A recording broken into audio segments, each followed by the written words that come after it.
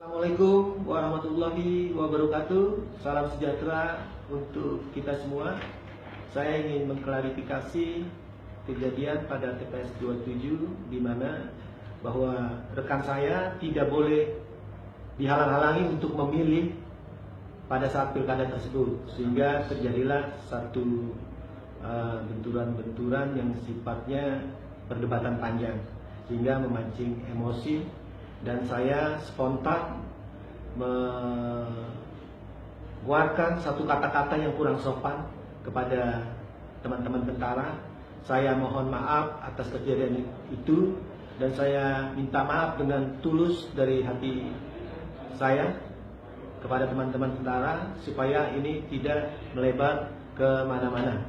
Demikian klarifikasi yang saya lakukan.